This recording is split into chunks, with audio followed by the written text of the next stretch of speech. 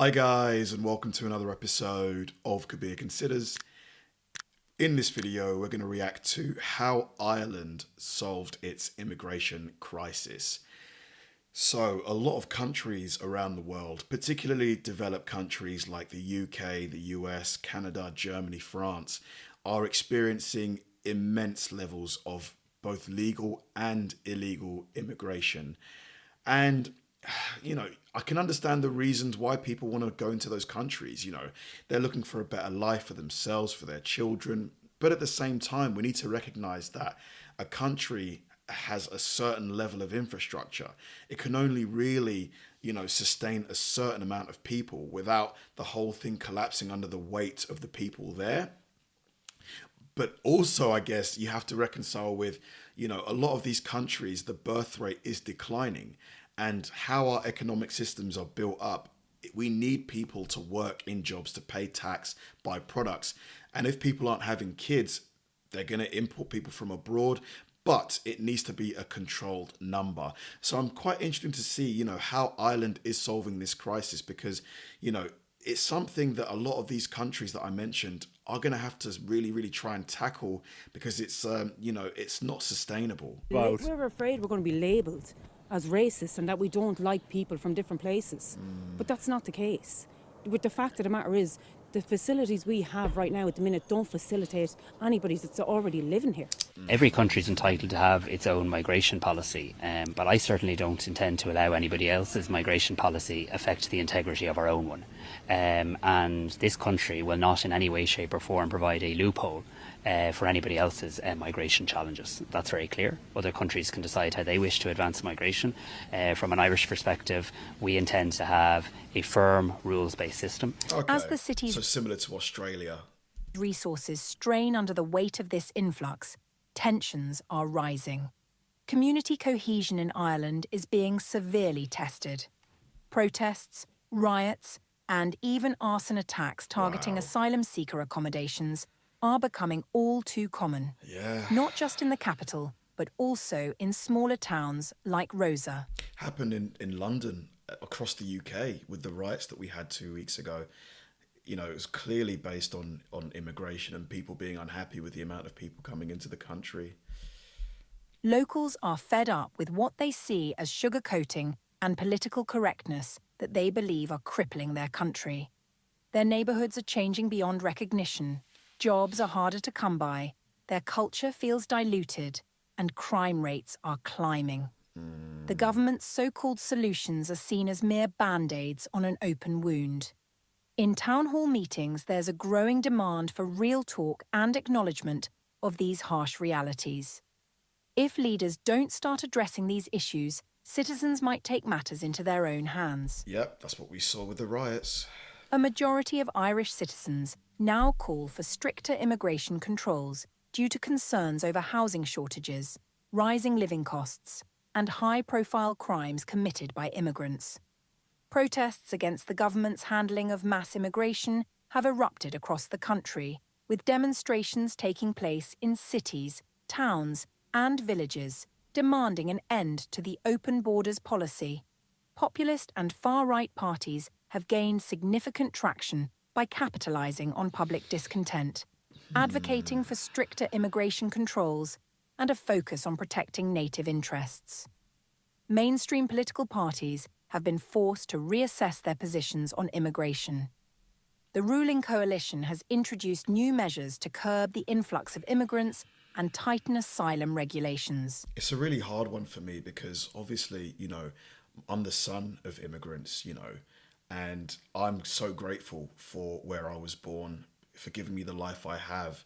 And I can understand why other people would want that for themselves, a better life for themselves. But at the same time, you have to just be honest. And the thing is, you can't let everybody in. As harsh as that sounds to say, you can't, because the land is just finite. The land doesn't get bigger as the people get larger, the population. These measures aim to streamline the asylum process and reduce the number of asylum seekers entering Ireland, including faster processing times and stricter criteria for granting asylum. Tougher laws have been introduced to ensure that rejected asylum seekers are swiftly deported, intending to deter false asylum claims and reduce the burden on the asylum system. Additionally, the government has proposed cuts to social benefits for immigrants, including limiting access to housing, healthcare, and other social services to reduce the financial strain on the welfare system. Ireland's approach to handling mass immigration is not unique. Across Europe, countries are grappling with similar challenges. Nations like Denmark and Sweden have implemented stringent immigration policies to protect their welfare states and cultural identities. These measures include temporary protection statuses, deportation of economic migrants, and restrictions on family reunification. Denmark has successfully reduced the number of asylum seekers by implementing strict immigration policies and prioritising the interests of its native citizens. What we need to do, I think, is to invest in the countries that are like sending the most people to different countries, invest there, try and help them build up their infrastructure and economies to the point where the people in those countries don't feel the need to move. Like, maybe that's the best thing to do. Set up a fund just strictly for the development of developing countries. I know that a lot of people won't be for that idea because, it's more money that you're going to have to send overseas, but that might help in the long run, The Danish government introduced laws allowing the confiscation of valuables from new arrivals to fund their stay and limited the number of non-Danish people living in certain neighbourhoods. Sweden, once known for its open-door policy, has also tightened its immigration regulations in response to rising crime rates and social tensions. The Swedish government has implemented stricter border controls, reduced asylum applications, and focused on integrating immigrants into Swedish society. Ireland now stands at a crossroads. The government must balance its humanitarian obligations with the need to protect its citizens and maintain social cohesion. The current trajectory of mass immigration is unsustainable, and significant changes are necessary to ensure the country's stability and prosperity. To address the challenges posed by mass immigration, Ireland must implement stricter immigration controls. This includes strengthening border controls to prevent unauthorised entry, reducing the number of illegal immigrants, and conducting thorough background checks for all immigrants to ensure they do not pose a security threat. But a lot of immigrants, they work jobs that typically the people of that country don't want to do. So, immigrants, they definitely, I think when immigrants, assimilate into the culture, embrace the culture of the nation they've moved to, it can really work. I think I'm an example of that. Like my parents, my cousins and everything. It can work. I think, do you know what? I think if the housing situation and people's financial problems weren't as severe, I think the, dislike, for lack of a better word, towards immigrants would probably be less. What do you guys think? Do you agree with that? Ireland needs to adopt policies that prioritise skilled immigrants who can contribute to the economy and integrate smoothly into society. Effective integration programmes are crucial to help immigrants become productive members of the community. The struggle with mass immigration is complex and multifaceted. The surge in immigration has placed immense pressure on Ireland's resources, leading to socio-economic challenges and growing public discontent. The government must take decisive action to address these challenges and ensure the nation's stability and prosperity. Unemployment rates among immigrants are significantly higher than among the native population. Really? Many immigrants struggle to find jobs due to language barriers, lack of skills, and cultural differences, leading to increased reliance on social welfare and further straining public finances. Ireland's housing crisis has reached unprecedented levels. The simultaneous demand for housing by both immigrants and native citizens has led to skyrocketing rents and property prices. But I do think private equity buying up thousands and thousands of homes are probably a big contributor to the lack of housing in Ireland, England, and likely America. Many Irish citizens find it increasingly difficult to secure affordable housing, leading to growing resentment towards immigrants. The government's efforts to build modular homes and provide temporary accommodations have been met with criticism. While these measures offer short-term relief, they do not address the underlying issues of housing supply and affordability. Yeah, The rapid true. rise in immigration has significantly impacted public opinion. Nearly 30,000 people are currently living in state-provided Wow. shelters in Ireland, exacerbating the country's housing and accommodation crisis, which has been a 30,000. persistent issue for the past decade. That's a lot. The government's ability to provide adequate housing and basic necessities is under severe strain, leading to widespread dissatisfaction among the native population. The surge in immigration has also brought significant economic challenges. Ireland's welfare system, already stretched thin, is now under immense pressure. The cost of providing social benefits, healthcare, and education to the growing immigrant population has skyrocketed, sparking a heated debate on the sustainability of Ireland's welfare state. The government has been accused of prioritising immigrants over its own citizens' needs. Do you know what, though? We can't ignore the fact that the West has, gone over to a lot of these countries. Like, let's think of Iraq, Afghanistan, Syria, and maybe if we hadn't have gone over and did what we did, kind of ruining a lot of the areas of those countries, maybe a lot of those people wouldn't need to leave. That is something that we need to basically hold our hands up to, I think. Leading to widespread anger and frustration.